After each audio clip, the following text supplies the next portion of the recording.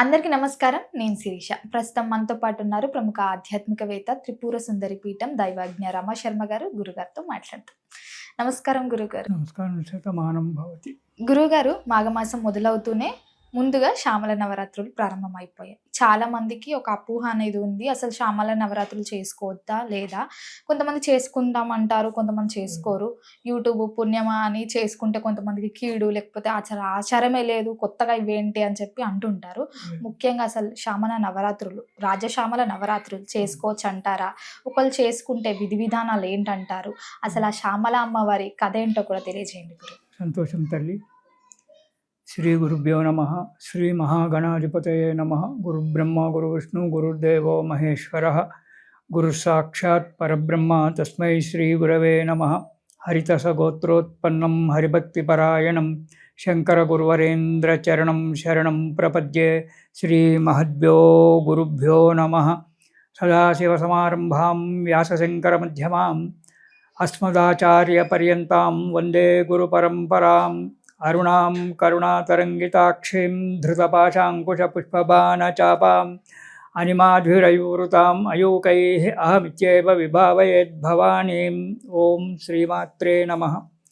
ధ్యాయేయం రత్నపీఠే సుఖకలపటితం శృణ్వతీం శ్యామలాంగీం నష్టైకాంఘ్రీం సరోజే శశికలధరాం వల్లకీం వాదయంతీం కల్హారబద్ధమాలాం నియమితవిలసచ్చోళికాం రక్తవస్త్రాం మాతాంగీం శంఖపాత్రాం మధురమధుమదాం చిత్రకోధ్యానభాషితాం. శ్రీ రాజశ్యామలాయై నమో నమః. రాజశ్యామల ఈమె లలితాదేవి ఎంత శక్తిమంతురాలో ఈమె కూడా అంతే శక్తిమంతురాలు. అసలు లలితాదేవి ఎవరో తెలుసా? మనం పెట్టుకున్న ఈనాటి పేర్లు ఆనాటి పేర్లు ఆ లలితేవే. బండాసురుడు అనేటువంటి ఒక రాక్షసుని చంపడానికి శివుడు మహాయాగం చేశాడు, పెద్ద యజ్ఞం చేశాడు. ఆ యజ్ఞంలో దేవతలందరినీ కూడా అగ్నిగుండంలో వేసేశాడు. అందరినీ కూడా.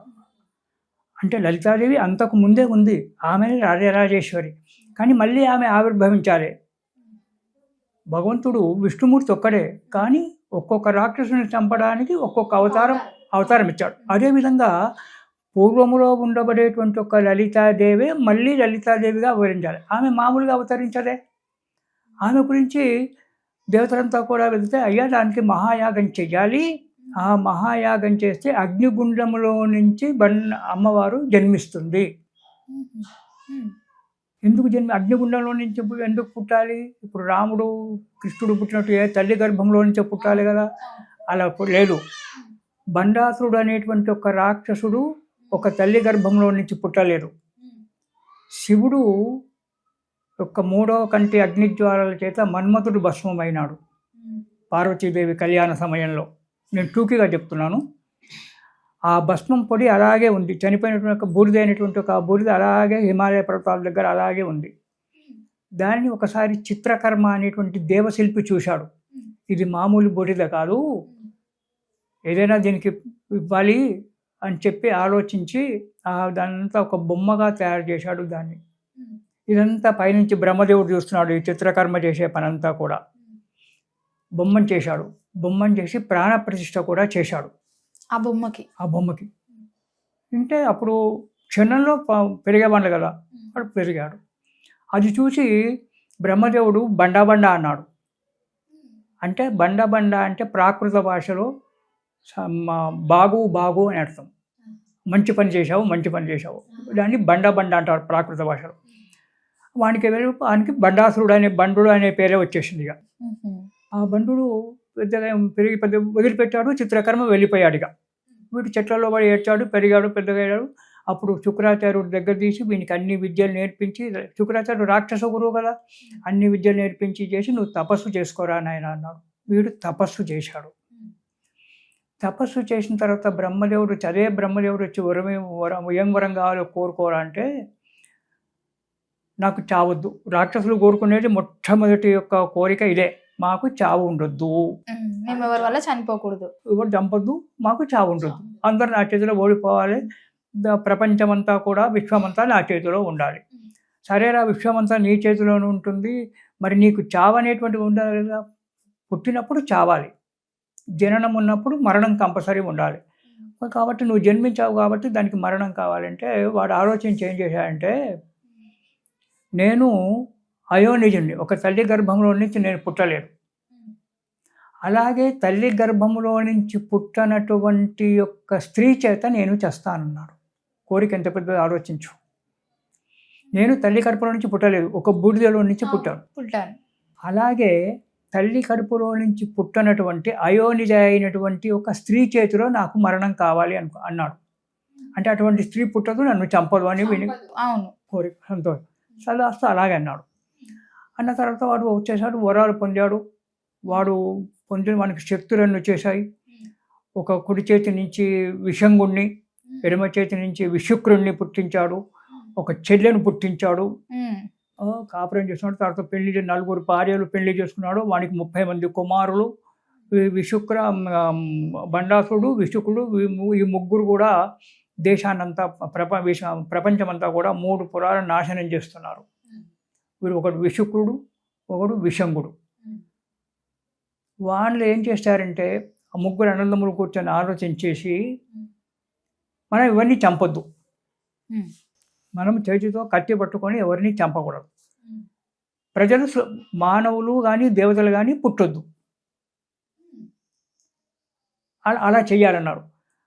విశంకుడు స్వర్గలోకానికి వెళ్ళాడు, వీడు మత్స్యలోకంలో ఉన్నాడు, ఎవడు బండాసురుడు. విశుక్రుడు పాతాళానికి వెళ్ళాడు. వెళ్ళి మానవుల యొక్క తేజస్సును, అక్కడ ఉండబడే దేవతల యొక్క మానవుల యొక్క తేజస్సును నాశనం చేశారు. అంటే పురుషునికి స్త్రీని చూస్తే వ్యామోహం కలగదు, స్త్రీకి పురుషుని చూస్తే వ్యామోహం కలగదు, ఇక సంతానం ఎలా అవుతుంది?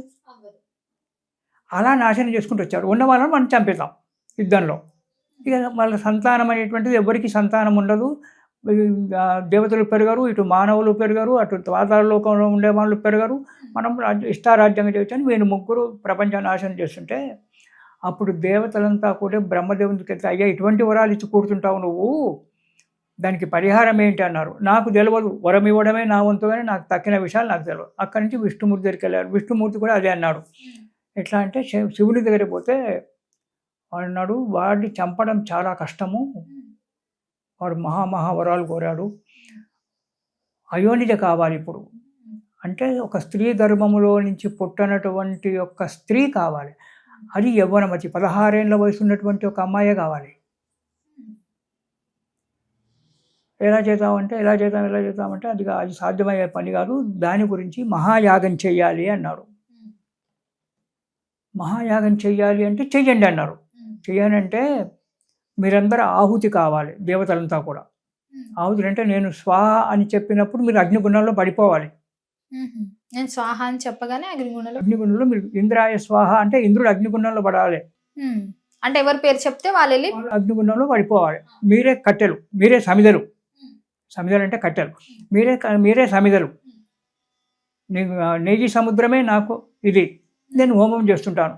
ఇలా చేశారు. అందరూ సరే అన్నారు. అందరూ కూడా అయ్యారు. 1 రోజు, 2 రోజులు, 3 రోజులు, 4 రోజులు అయింది. దేవతలంతా కూడా అయిపోయినారు. అందరూ ఆహుతైపోయినారు అగ్నిగుండంలో, ఎవరు మిగలలేదు. ఒక్క శివుడు మాత్రం, హోమం చేసేటువంటి ఒక శివుడు మాత్రమే మిగిలాడు. నేను కూడా దుంకుతాను, తప్పదుగా, అక్కడ లేదు, ఎవరు లేరు. ఓం రుద్రాయ స్వాహ అనగానే శివుడు అందులో అగ్నిగుండంలో పడిపోవాలి, తనంతట తను ఆహుతి చేసుకోవాలి అగ్నికి.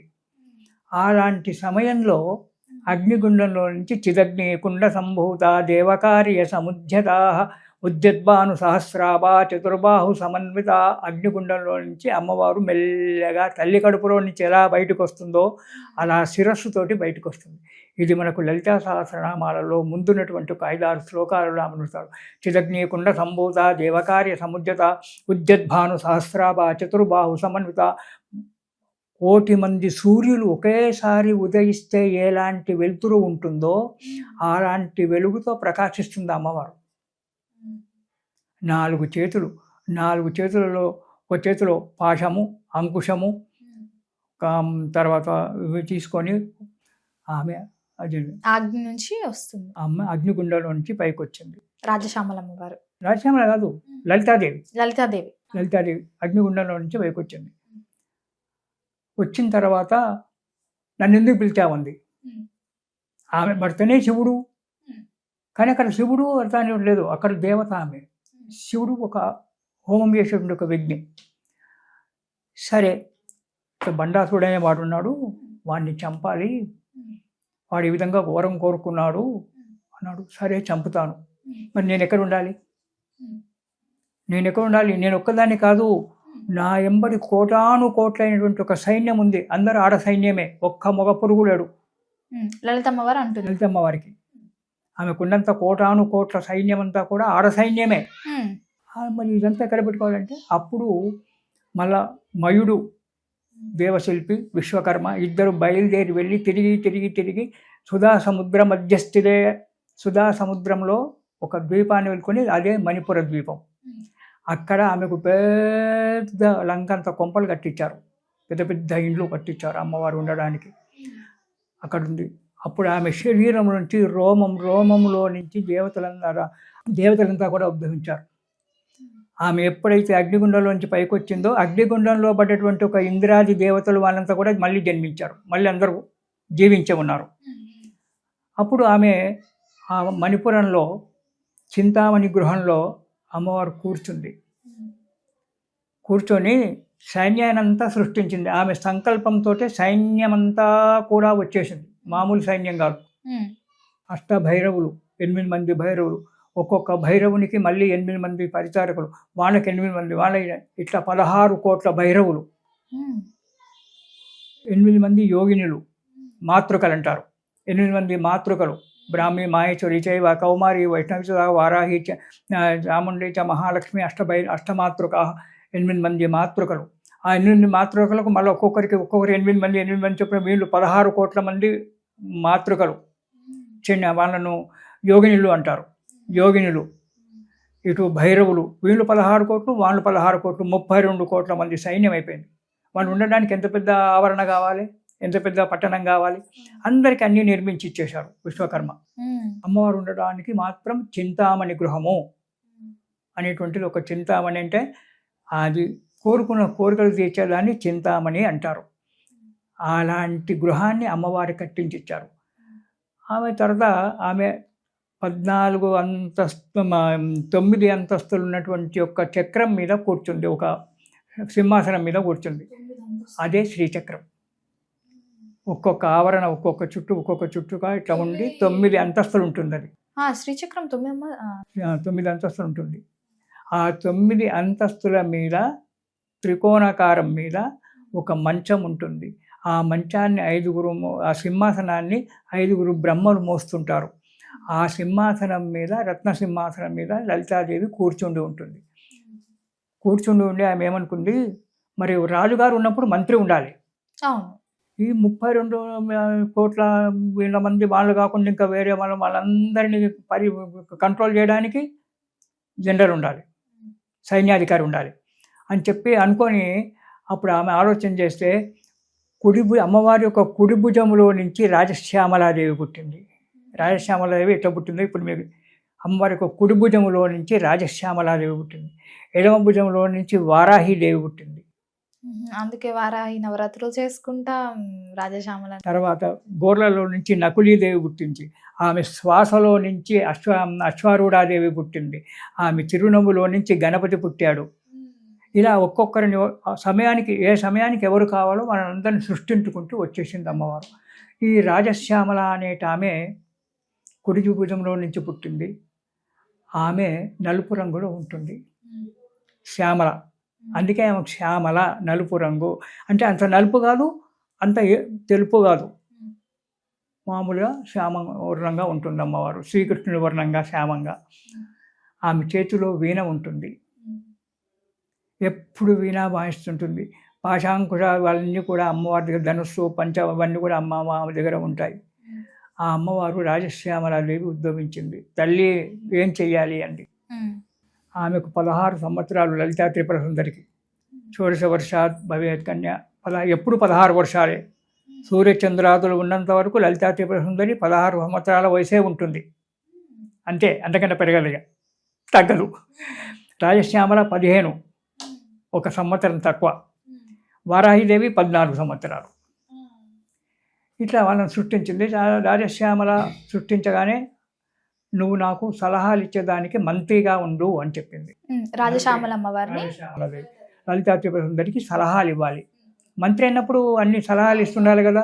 విడిగా వచ్చి నువ్వు అని ఎలా చంపాలి, ఏం చేయాలంతా కూడా ఈమెకు 9 అంతస్తు శ్రీచక్రము, 9 అంతస్తుల రథం లలిత అమ్మవారికి. రాజశ్యామలకు 7 అంతస్తుల రథం. గేయచక్ర రారూఢ మంత్రిని పరిసేవిత. గేయచక్రం అది ఎప్పుడు పాటలు పాడుతూ ఉంటుంది, సంగీతం వస్తూ ఉంటుంది ఆ గేయచక్రంలో నుంచి. వారాహిదేవికి 5 అంతస్తుల రథం.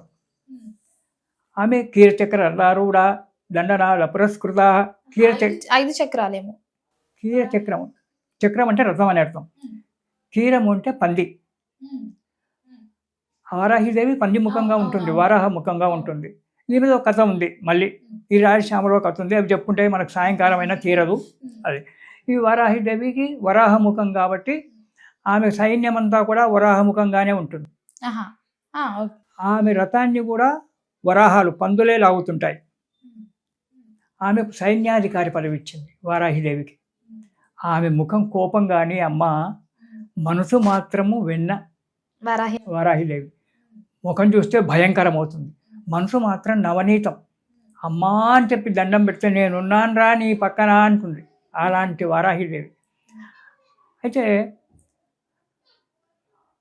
తర్వాత ఆమె ముఖ కమలములో నుంచి బాలా త్రిపుర సుందరి దేవి పుట్టింది. ఎవరు? వారాహి అమ్మవారు కదా. లలితా త్రిపుర సుందరి ముఖములో నుంచి ఆమె కళ్ళు మూసుకొని నాకు సంతానం అయితే బాగుండు అని చెప్పి అనుకుందట లలిత అమ్మవారు.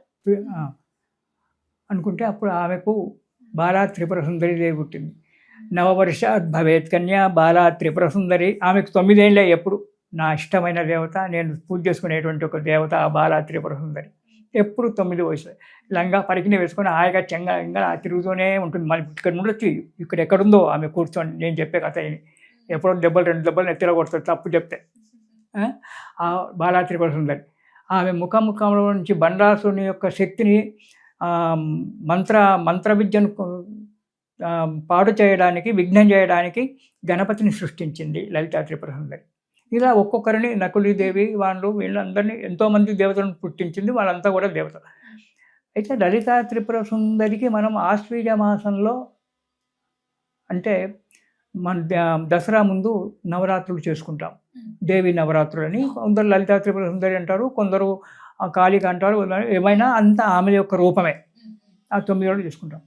ఈ రాజశ్యామలకు వారాహిదేవి కూడా నవరాత్రులు చేయాలి అని చెప్పి ఉంది శాస్త్రం. అయితే వీటిని గుప్త నవరాత్రులు అంటారు. గుప్తం అంటే చాటుగా, రహస్యంగా ఉండబడేదాన్ని గుప్తము అంటాం. ఆ లలిత దసరా నవరాత్రులేమో, దేవి నవరాత్రులేమో అందరికీ తెలిసినటువంటివే. ఇవి అందరికీ తెలియదు. మొన్నటి వరకు కూడా తెలియదు ఎవరికి. కొన్ని సంవత్సరాల క్రితం వరకు ఈ రాజశ్యామల నవరాత్రులు ఉన్నాయి, వారాహి నవరాత్రులు ఉన్నాయని ఎవరికి తెలియదు. ఇవి అమ్మవార్లను ఉపాసన చేసేటువంటి ఒక ఎవరైతే ఉన్నారో యోగులు, వాళ్ళు మాత్రం రహస్యంగా ఇవి చేసేటువంటి వారు. అందుకే గుప్త నవరాత్రులు అన్నారు. వారాహి నవరాత్రులు కానీ, రాజశ్యామల నవరాత్రులు కానీ గుప్త నవరాత్రులు అంటే రహస్యంగా చేసుకునేటువంటివి ఉన్నాయి. ఆ తర్వాత మన పండితులందరూ కూడా పెద్దలు, పెద్ద పెద్ద మహానుభావులు, యోగులు, వాళ్ళంతా కూడా ఇవెందుకు రహస్యంగా పెట్టాలి, వీళ్ళు కూడా సాక్షాత్తు లలితా త్రిపుర సుందరి యొక్క రూపాలే కదా, వీళ్ళ దగ్గర కూడా శక్తి బలంగా ఉంది కదా, ఈ నవరాత్రులు కూడా మనం బయట పెట్టాలి అని చెప్పి ఆ రహస్యంగా చేసుకునేటువంటి ఒక నవరాత్రులను బహిర్గతం చేశారు, బయట పెట్టేశారు. ఇప్పుడు రాజశ్యామల యొక్క నవరాత్రులు ఉపాసన చేసే వాళ్ళు కొందరు ఉన్నారు, వారాహి ఉపాసన చేసే వాళ్ళు ఉన్నారు.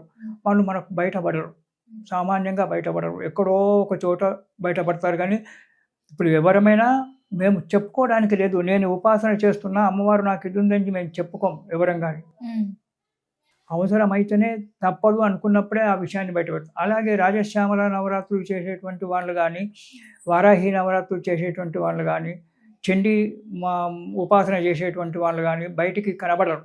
మామూలుగానే ఉంటారు వాళ్ళు. కానీ శక్తి బలమైనటువంటి ఉంటుంది. ఆ శక్తి అమ్మవారు ఎప్పుడూ శరీరం మీద ఆవాహన అయి ఉంటుంది. గురుగారు ఒకవేళ ఈ నవరాత్రులు పూజ చేస్తున్నప్పుడు ఎవరికైనా చెప్తే మనకు ఆ ఫలితం దక్కదా?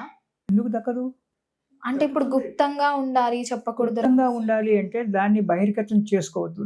అంటే నేను చేస్తున్నాను నేను ఇంత అనేటువంటిది అంటే రమణ మహర్షి అది అంటాడు. రమణ మహర్షి దగ్గరికి వెళ్ళి ఒక వ్యక్తి అడుగుతాడు, నువ్వెవరు అంటారు. అసలు నేనెవరో తెలుసుకో అంటాడు. నువ్వెవరో నువ్వు తెలుసుకున్నాక నన్ను అడుగు.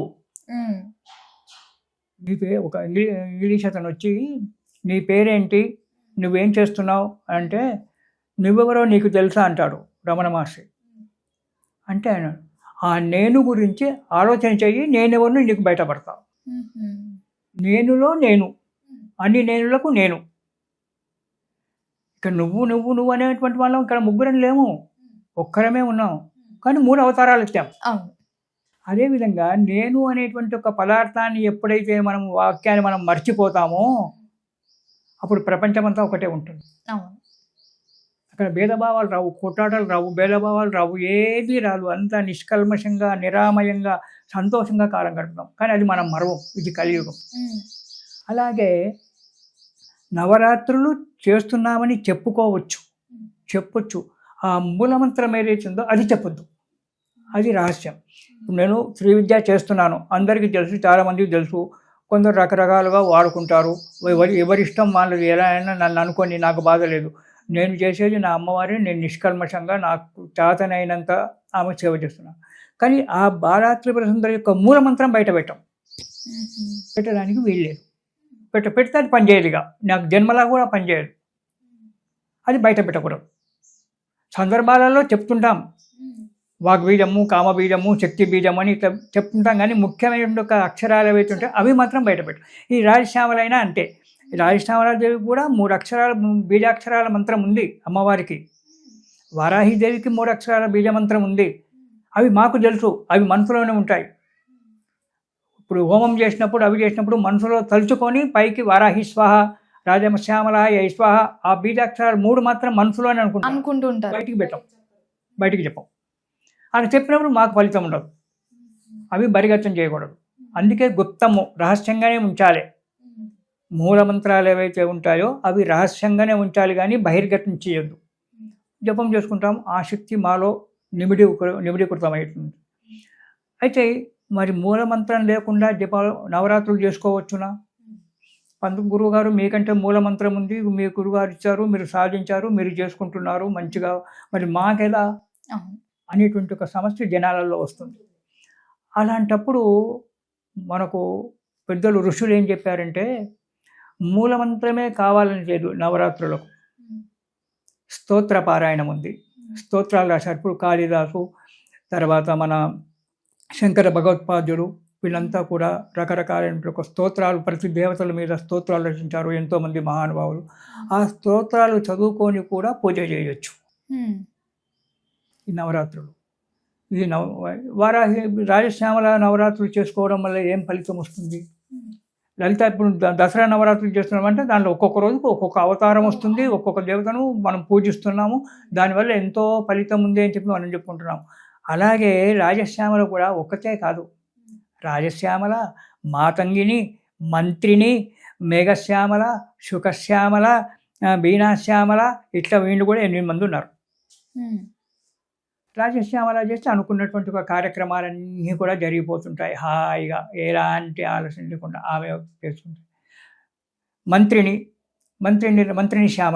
మంత్రిని శ్యామల యొక్క పూజలు, జపాలు, అవన్నీ హోమాలు అవి ఇవన్నీ కూడా మనకు వీల్లేదు. బ్రాహ్మడు కావాలి, మూలమంత్రంలో చేయాలంటే బ్రాహ్మణ్ణి పెట్టి మనం చేయించుకుంటే ఆ మూలమంత్రం యొక్క ఫలితం వల్ల, ఆ యొక్క నామ ఫలితం వల్ల మంచి మంచి ఆలోచనలు రావడము, మన వ్యాపారాలు డెవలప్మెంట్ కావడము, ఇవన్నీ జరుగుతాయి. ఇక మేఘశ్యామల, వర్షాలు లేవు, చాలా ఇబ్బంది అవుతుంది, జనాలకు నీటి కష్టం చాలా వచ్చింది అనుకున్నప్పుడు మేఘశ్యామల హోమము 10 మంది బ్రాహ్మణులు, 20 మంది బ్రాహ్మణులు వాళ్ళని పెట్టుకొని వాళ్ళతో మేఘశ్యామలాగా చేసినట్లయితే ఆటోమేటిక్గా వర్షం పడుతుంది. ఇక వీణాశ్యామల. వీణాశ్యామల అనేటువంటిది వీణను అంటే మన సంగీతంలో వీణను వాయించుకునే వాళ్ళు వయలిన్, ఈ తబలా, మృదంగం ఇవన్నీ నేర్చుకునే వాళ్ళు ఉంటారు కదా, వాళ్ళు వీణాశ్యామల మంత్రం కనుక గురువు చేత తీసుకొని జపం చేసి కనుక సాధన చేసినట్టయితే ఆటోమేటిక్గా సంగీతం అంతా క్షుణ్ణంగా వచ్చేస్తుంది. ఇదే విషయం నేను ఒక అమ్మాయికి ఇచ్చాను, వీణాశ్యామల, ఆంధ్రలో, కృష్ణా జిల్లా, తాడిపట్టుతో ఏదో ఉంది అక్కడ, ఊరి పేరు జ్ఞాపకం లేదు కానీ కృష్ణా డిస్ట్రిక్ట్. అమ్మాయికి అనుకోకుండా చిన్నప్పటి సంగీతం నేర్చుకుందామే. సంగీతం నేర్చుకున్న తర్వాత ఏమైందంటే అనుకోకుండా గొంతు దెబ్బతినిపోయింది. వాళ్ళు ఎక్కడెక్కడో డాక్టర్ పరీక్ష చేశారు, అది ఉన్నారు, ఇది ఉన్నారు, అది ఇది అని చెప్పి అన్నీ వచ్చారు. చెప్తే ఎవరో వచ్చి నా దగ్గరకు వచ్చారు, అక్కడి నుంచి పాపం వాళ్ళు కృష్ణా డిస్ట్రిక్ట్ నుంచి నా దగ్గరకు వచ్చారు. చూశాను, జాతకం చూస్తే బాగానే ఉంది, సంగీత విద్య మంచిగా, సంగీతం మంచిగానే ఉంది కదా తల్లి అంటే, సంగీతం మంచిగానే ఉందండి, నేను మంచిగా నేర్చుకున్నాను, కచేరీలు కూడా ఇచ్చాను, కానీ గొంతు దెబ్బతింది అండి. ఓహో, సరే, అది ఇది మాట్లాడిన తర్వాత మేము బ్రాహ్మణమేనండి, మాది అండి. నువ్వు బ్రాహ్మణే, నీ కులము గోత్రం నేను అడగలేదు తల్లి, నాకు అవి అవసరం లేదు, అంతా ఒకటే కులం, మానవ కులమే, మరి నేను చెప్పింది చేస్తావా అన్నాను. చేస్తాను గురువుగారు, నీ వయసు నీకంటే చిన్న వయసు, ఇంకా పెళ్ళి కాలేదు అంటే చేస్తానండి. సరే అని చెప్పి వీణాశ్యామల మంత్రాన్ని ఆమెకు ఇక్కడే స్నానం చేసి రమ్మని, స్నానం చేసి వచ్చి ఇక్కడే వచ్చినాక వీణాశ్యామల మంత్రం ఉపదేశం ఇచ్చాను. ఉపదేశం ఇచ్చి జపం చేసుకోమ్మా, రోజుకు 1000 సార్లు జపం చేయి, 40 రోజుల్లో నీ కంఠం మంచిగా కాకపోతే అప్పుడు వచ్చి నా జుట్టు పట్టుకోమని చెప్పాను. 10 మందిలో జుట్టు పట్టుకో, ఇంట్లో లోపల రూమ్లో కాదు, బయట నిలబడతా, అక్కడ జుట్టు పట్టుకొని అంతే కొట్టినా సరే, కానీ 40 రోజులు ఏక దీక్షగా నేను చెప్పినట్టుగా నువ్వు 40 రోజులు వీణాశ్యామల చేయి, ఆ తర్వాత లైఫ్ లాంగ్ చేయి, నీకు 40 రోజులలో నీ కంఠం మాధుర్యం వస్తుందని చెప్పాను. అదేవిధంగా చేసింది. 40 రోజుల తర్వాత ఫోన్లో పాట పాడి నాకు వినిపించింది అమ్మాయి, గాయత్రి అమ్మాయి పేరు ఇప్పుడు జ్ఞాపకం వచ్చింది, గాయత్రి. అలా వీణాశ్యామల వల్ల సంగీత సాధన, సంగీతం పెరిగిపోతుంటుంది. శుకశ్యామల, మంచిగా మాట్లాడలేరు, ఎప్పుడు కఠినంగా కోపంగా మాట్లాడుతుంటారు, అన్ని బూతు మాటలు మాట్లాడుతుంటారు. వీళ్ళకల్లా పట్టుకుంటే వాళ్ళకు ఈ శుకశ్యామల వల్ల తీయని కంఠం, మధురమైనటువంటి ఒక వాక్కులు రావడం, విద్య మంచిగా రావడం. ఇవి శ్యామలాదేవి దగ్గర ఎన్ని గుణాలు ఉన్నాయి. ఇప్పుడు రాజశ్యామల ఉంది, ఉద్యోగం దొరకడం లేదు, రాజశ్యామల మంత్రం నేను ఇచ్చాననుకో, కొంత రాసి ఒక మంత్రం దానికి అంటే మామూలుగా చదువుకునేటువంటి ఆ మంత్రం చదువుకున్నావు అనుకో, నీకు ఉద్యోగం దొరకాల్సిందే. అది ఎటువంటి పరిస్థితిలో కూడా వ్యాపారం నడవలేదు, రాజశ్యామల మంత్రంలో కొన్ని మార్చేసి రాజశ్యామల ఇచ్చేస్తే వ్యాపారం నడుస్తుంది, ఉద్యోగం దొరుకుతుంది. వీణాశ్యామల, శుకశ్యామల యొక్క అమ్మవారి యొక్క స్తోత్రాలు చదువుకుంటే విద్య వస్తుంది.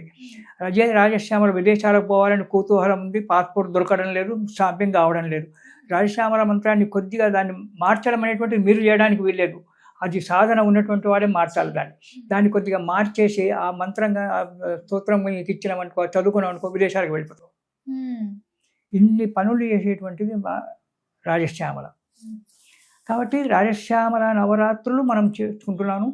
సరే, వాళ్ళు పండితులు, ఉపదేశం రెండు వ్యక్తులు, వాళ్ళు మూలమంత్రాలతోటి దాంతో ఈ రోజు నుంచి అంటే 19వ తారీఖు నుంచి ప్రారంభం చేస్తారు. కొందరు పొద్దున ప్రారంభం చేస్తారు, కొందరు సాయంకాలం ప్రారంభం చేస్తారు, అది ఎవరెవరి ఇష్టం. మనకు ఏదీ లేదు, మనకు మూలమంత్రం లేదు, అది ఎలా చేసుకోవాలనో తెలియదు, ఏమి చేయాలనో కూడా తెలియదు. దానికి ఏ పెద్ద బాధపడాల్సిన అవసరం ఏమీ లేదు. ఏ మంత్రము, ఏ తంత్రము ఏది లేకపోయినప్పటికీ రాజశ్యామల యొక్క ఫోటో, చిత్రపటం, ఈమెనే రాజశ్యామల. అవును. తాండూరులో తాండూరు ఎమ్మెల్యే గారు రాజశ్యామల యాగం చేసి నన్ను ప్రవచనం చెప్పడానికి పిలిచారు. ఏం చెప్పాలి ప్రవచనం అనేటువంటి ఒక విషయంలో అక్కడికి వెళ్ళాను. అనుకోకుండా అమ్మనే పలికించింది నన్ను. ఆ తాండూరు అంటే పేరేమిటో నేను చెప్పాను, నోరు తెచ్చాడు. తాండూరు అనే పేరు ఎటు వచ్చిందో వాళ్ళకి తెలియదు, ఊళ్ళో ఉన్న వాళ్ళకి తెలియదు. నేను చెప్పాను, మా ఊరు ఇంత పెద్దదా అన్నాడు. అవును, మీ ఊరు అంత పెద్దదే. అప్పుడు సత్కరించి పంపించాడు. అది ఆమె రాజశ్యామలాదేవి. ఆ రాజశ్యామలాదేవి కనుక జపం చేసుకుంటే ఇవన్నీ కూడా మనకు సమకూరుతాయి. ఈ పూజ చేసుకోవడం అనేటువంటిది 9 రోజులు చేసుకోవచ్చు, 5 రోజులు చేసుకోవచ్చు, వీల్లేదు 3 రోజులు చేసుకోవచ్చు.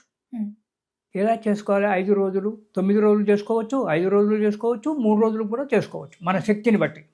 మాకు మంత్రాలు ఏం రావు. ఏం అవసరం లేదు, మంత్రాలే కావాలని లేదు. చదువు వస్తుంది కదా. ఈ కాలంలో చదువు రాని యొక్క వ్యక్తి ఎవరూ లేరు.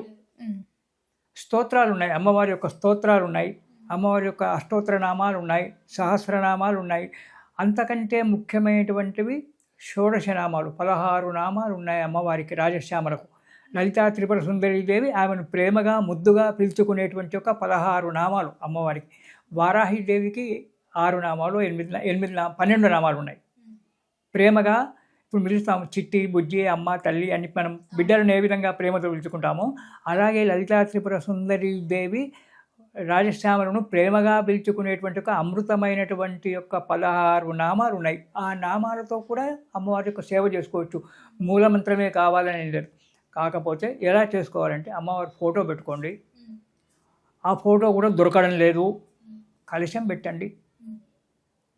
కలశం పెట్టి కలశంలో నీళ్లు పోసి అందులో ఇన్ని నవధాన్యాలు, పంచపల్లవాలు అంటే 5 రకాల ఆకులు, మామిడాకులు పెట్టి దాని మీద కొబ్బరికాయ పెట్టి ఒక బ్లౌజ్ పీస్ వేసి కింద ఒక టవల్ పరవాలి, దాంట్లో బియ్యం పోసి స్తండిలం అంటారు దాన్ని, స్తండిలం ఏర్పాటు చేసి 8 దిక్కుల ఒక్కలు పెట్టి తమలపాకులు ఒక్కలు పెట్టేసి 8 మంది మాతృకలు అమ్మవారికి, బ్రాహ్మీ మహేశ్వరి అనేటువంటి వాళ్ళు, ఆ మాతృకలను పెట్టి మధ్యన కలశం పెట్టి కలశం పైన కొబ్బరికాయ పెట్టి దాని మీద ఒక వస్త్రం బ్లౌజ్ పీస్ వేసుకోవాలి.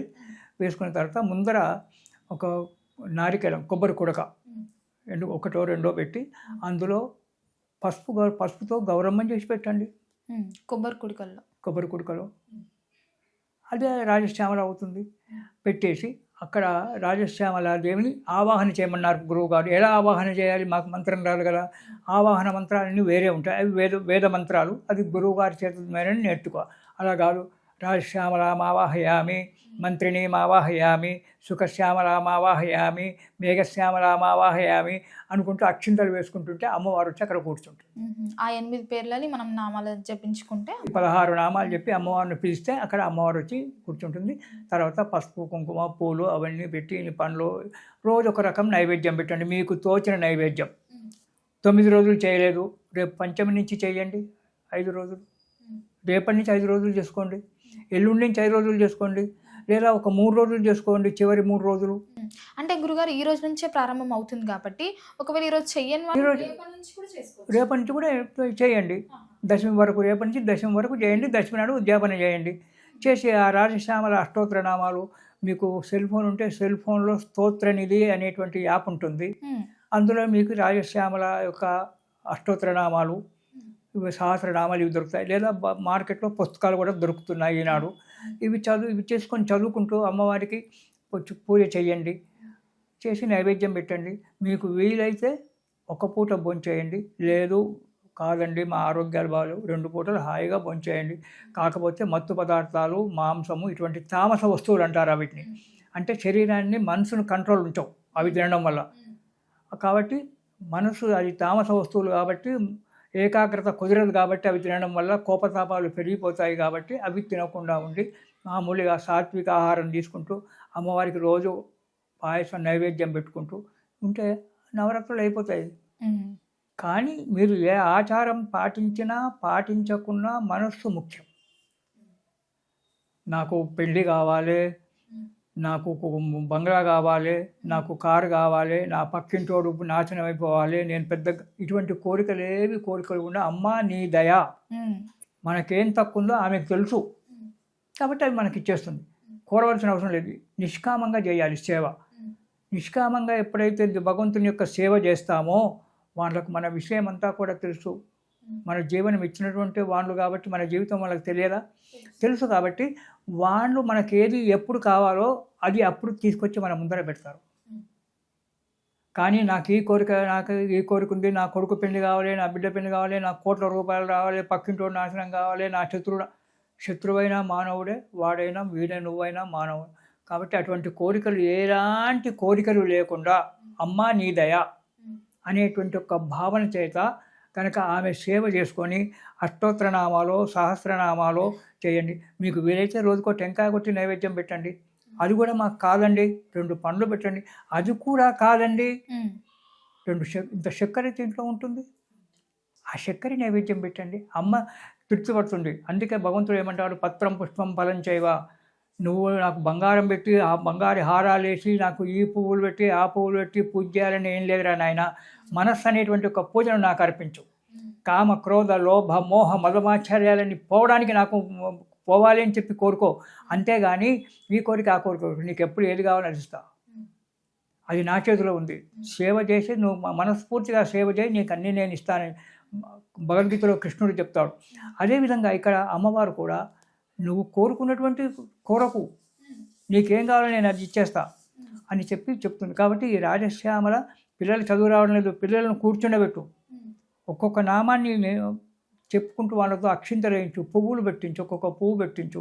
వాళ్ళకు విద్య వస్తుంది, మంచి వాక్ వస్తుంది, మధురంగా మాట్లాడే ఒక వాక్కు, ఇవన్నీ కూడా జరుగుతాయమ్మ రాజశ్యామల వల్ల. అందుకే ఇవి గుప్త నవరాత్రులు అన్న. ఎన్ని రకాలైన ఒక వరాలు ఇస్తుంది అమ్మవారు కాబట్టి గుప్త నవరాత్రులు. రహస్యంగా పెట్టుకోండి, ఆ పిడికిట్లోనే పెట్టుకోండి, అమ్మను వదిలిపెట్టుకోండి. పిడికి తెలిచినామంటూ పారిపోతుంది పాదరసం, అది జారిపోతుంది. అది అనుకోండి, గట్టిగా పిడికిలు పట్టుకో, అమ్మను పట్టుకో బిగ్గర. ఎలా పట్టుకోవాలి? మనస్సు ద్వారా. అమ్మవారిని చూసావు, ఇప్పుడు రాజశ్యామలను చూసావు, ఆ విగ్రహాన్ని నీ మనసులో స్థిరపరచుకో. మళ్ళీ శివరాత్రికి నవ్వుకుంటూ వస్తావు నా దగ్గరికి, గురుగారో అంటావు గేట్ దగ్గర నుంచి. అలా అమ్మను విగ్రహం పట్టుకోవాలి.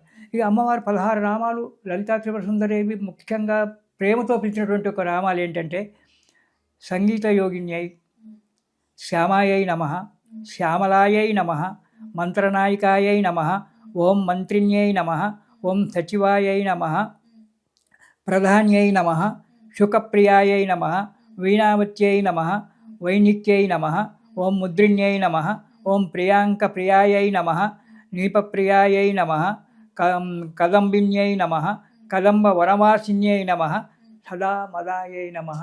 16 నామాలు. మనం పిల్లల్ని ఎలా పిలుచుకుంటామో అలా పిలిచింది లలిత అమ్మ. కాబట్టి ఆ ప్రియమైనటువంటి ఒక ఈ 16 నామాలు మీకు యాప్లో దొరుకుతాయి, లేదా పుస్తకంలో కూడా దొరుకుతుంది.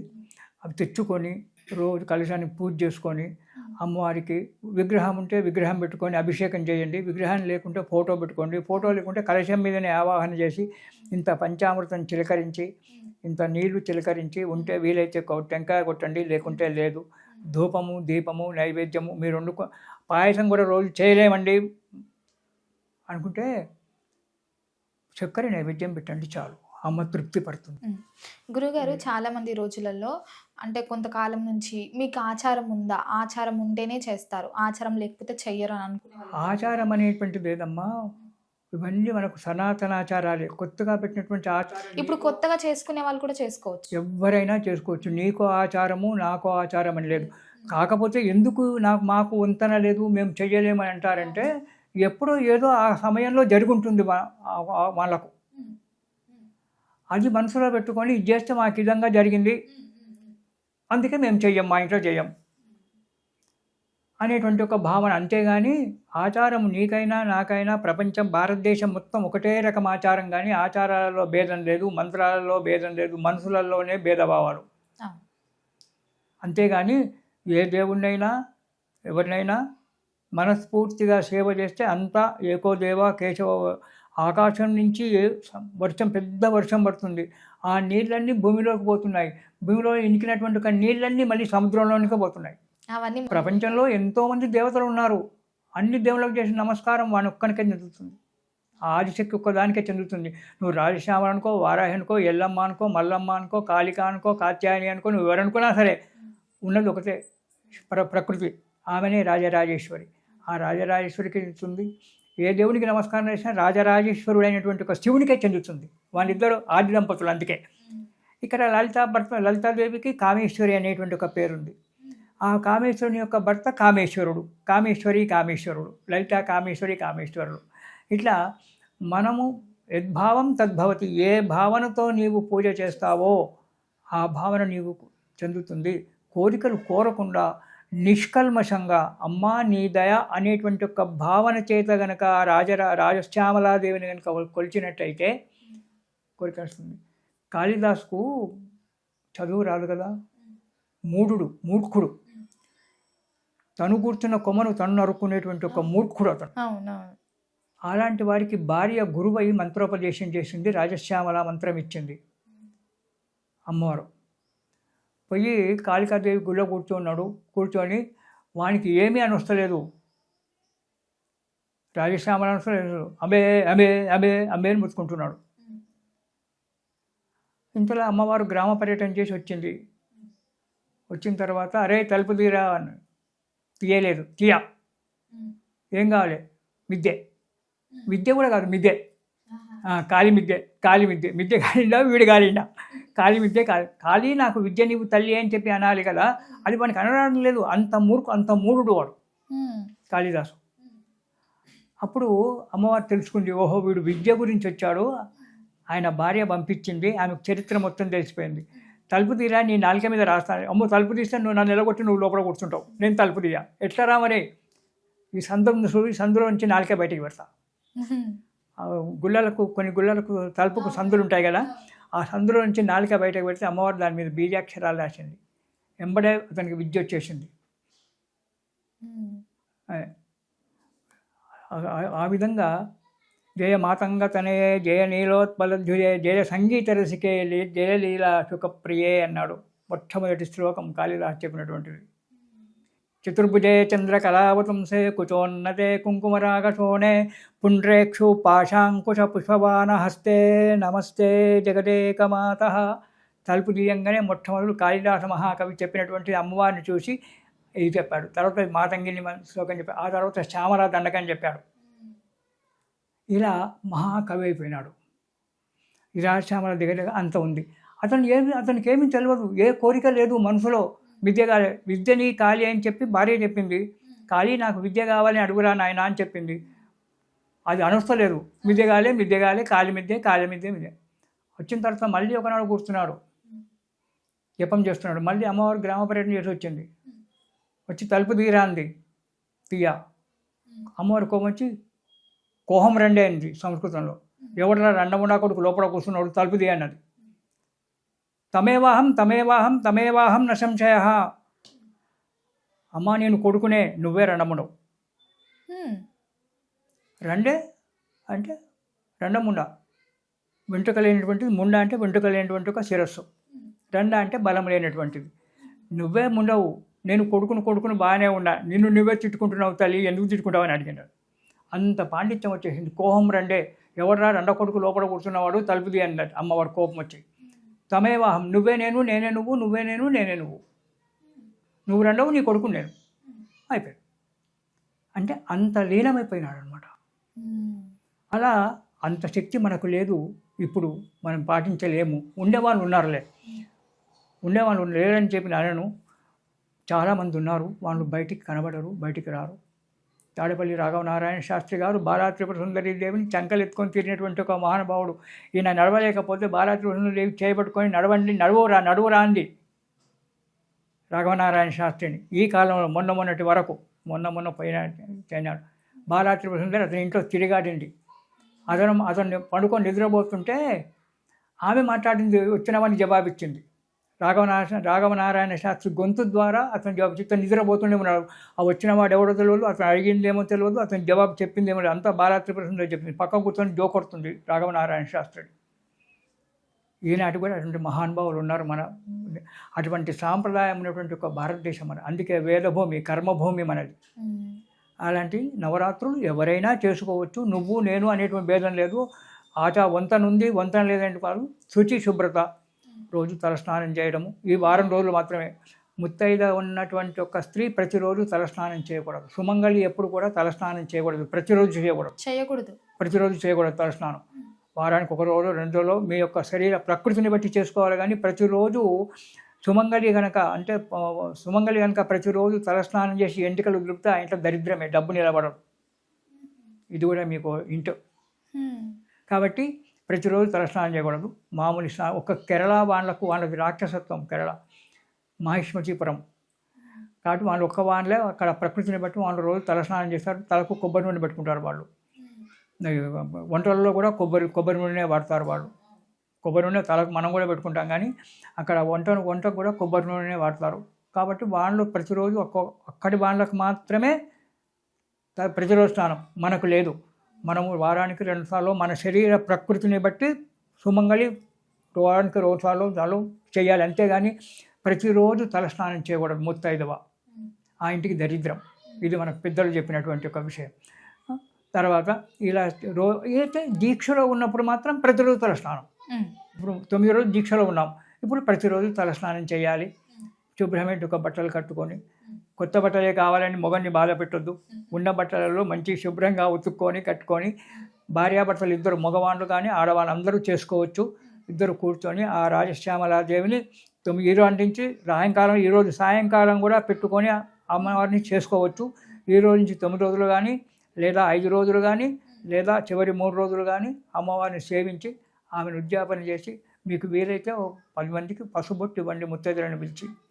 ఆ వ్రతం అయిపోయిన తర్వాత చివరి రోజు మీకు పుణ్యం లభిస్తుంది. అమ్మవారి అన్ని రకాలుగా ఉంటుంది. ఇది రాజశ్యామల యొక్క నవరాత్రుల యొక్క చరిత్రమ్మ.